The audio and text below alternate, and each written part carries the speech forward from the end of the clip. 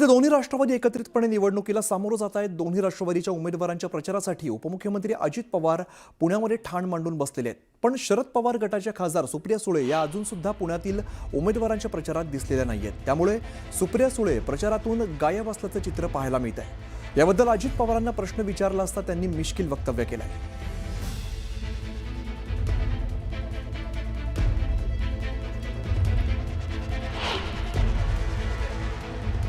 तिला आज फोन करतो, विचारतो पत्रकार फार तुझी आठवण काढतायत, तू कधी येणार आणि तुला सांगतो.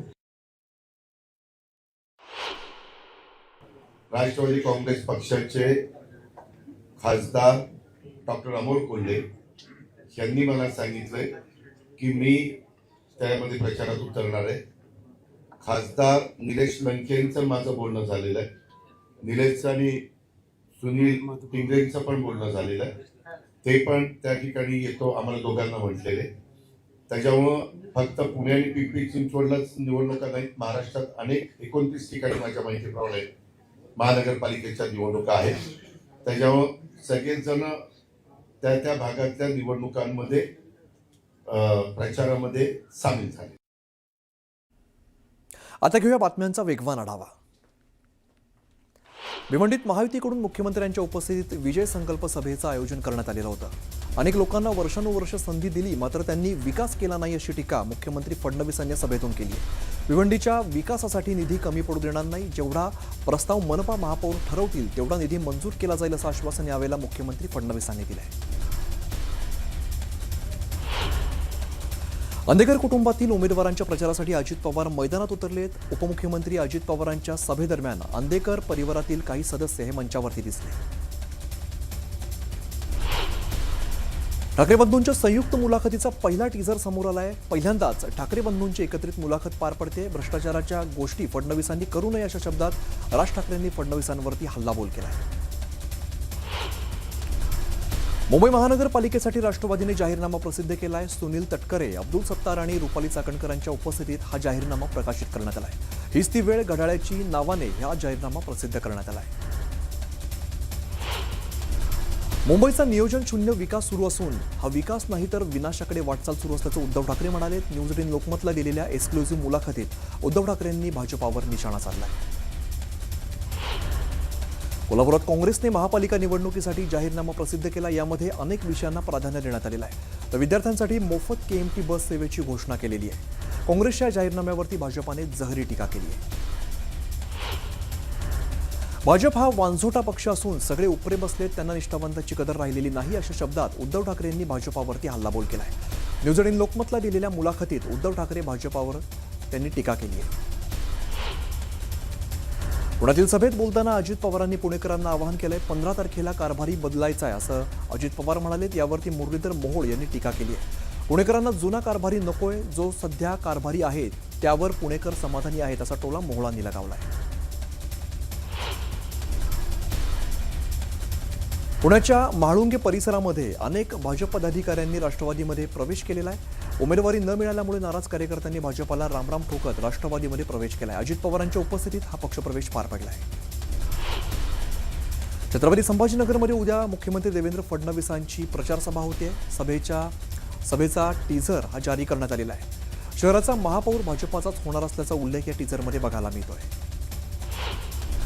एमएमचे नेते इम्तियाज जलील यांच्या वाहनावरती हल्ला करण्यात आला. छत्रपती संभाजीनगरमध्ये इम्तियाज जलील यांच्या वाहनावरती हल्ला झाला. या हल्ल्यानंतर कार्यकर्त्यांमध्ये हाणामारी झाली. दरम्यान पोलिसांनी हस्तक्षेप करत सौम्य लाठीचार्ज करत जमाव पांगवला. इम्तियाज जलील यांच्या विरोधात कार्यकर्ते आक्रमक झाले. इम्तियाज जलील बायचीपुरा या ठिकाणी आलेले असताना नागरिकांनी काळे झेंडे दाखवले. पैसे घेऊन तिकीट दिल्याचा आरोप करण्यात आलेला आहे. या घटनेनंतर असदुद्दीन ओवैसी यांनी जलील यांची भेट घेतली आहे. चंद्रपुरात महसूल मंत्री चंद्रशेखर बावनकुळेंच्या प्रचार सभेत पुन्हा एकदा भाजप बंडखोरांनी गोंधळ घालण्याचा प्रयत्न केला. भाजप कार्यकर्ता मनोज पोतराजे यांनी त्यांच्या समर्थकांसह बावनकुळेंच्या प्रचार सभेत घुसण्याचा प्रयत्न केला, मात्र पोलिसांनी पोतराजेंना अडवलंय. ठाण्यामध्ये शिवसेनेचे नाराज माजी नगरसेवक भूषण भोईर यांनी बंडखोरी करत अपक्ष उमेदवारी अर्ज दाखल केलाय.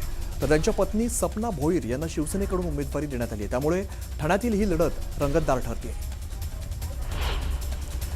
भाजप उमेदवार शिल्पा सांगोरे प्रभाग क्रमांक 17 मधून निवडणुकीच्या रिंगणात आहेत. शिल्पा सांगोरे घरोघरी जात प्रचार करतायत. मतदारांना साथ घालत त्यांनी निवडणुका जिंकण्याचा विश्वास व्यक्त केला आहे. जळगावात आतापर्यंत 12 नगरसेवक बिनविरोध निवडून आल्याने राजकीय वर्तुळात आरोप प्रत्यारोप सुरू झालेले आहेत. शहरातील नागरी समस्यांवरती मात्र कुठेही ठोस चर्चा होताना दिसत नाहीये. गटर, रस्ते, पथदिवे, स्वच्छता यांसारख्या मूलभूत सुविधांचा बोजवारा उडाल्यामुळे नागरिकांमध्ये तीव्र संताप आहे. कोल्हापूरच्या प्रभाग क्रमांक 8 मध्ये भैया खेडकर या सर्वसामान्य उमेदवारांनी प्रचाराला सुरुवात केली आहे. पायामध्ये साधी चप्पल आणि साधं राहणीमान यामुळे ते लोकांना आपलेसे वाटतायत. काँग्रेसने त्यांना उमेदवारी दिलेली असून ते राहत असलेल्या भागातील झोपडपट्टी स्मार्ट करण्यासोबतच प्रभागाचा विकास करण्याचा निश्चय त्यांनी केला आहे. ठाणे शहराला लागून असलेल्या नवी मुंबईतील दिघा आणि चिंचपाडामधून चांदनी चौगुले आणि शुभम चौगुले हे दोघे बहिणभाऊ शिवसेनेकडून निवडणूक लढवत आहेत. दोन्ही बहिणभावांनी जोरदार प्रचाराला सुरुवात केली. 9 महिन्यांच्या गर्भवती महिलेला काँग्रेसने कोल्हापुरात उमेदवारी दिलेली आहे. सध्या आरोग्य सांभाळत त्यांचा प्रचार सुरू आहे. पोटातलं बाळ सुद्धा राजकारणाचे धडे गिरवत असून ते जन्माला येईल त्यावेळेला नव्या व्हिजनचं कोल्हापूर पाहिल असा विश्वास उमेदवार गीतांजली हवालदार यांनी व्यक्त केला आहे. धनशक्तीच्या विरोधात जनशक्ती आमची लढाई असा ठाम निर्धार ज्येष्ठ वैद्यकीय व्यावसायिक डॉक्टर अवधूत चौधरी यांनी व्यक्त केलेला आहे. चौधरी यांची सून रुपाली चौधरी निवडणुकीच्या रिंगणात उतरल्या. ठाकरेंच्या शिवसेनेचे नेते सचिन आहेर भांडूप प्रभाग क्रमांक 114च्या उमेदवार राजोल पाटील यांच्या प्रचारामध्ये सहभागी झाले. यावेळेला राजोल पाटील यांनी विकासाचं विजन मांडलंय.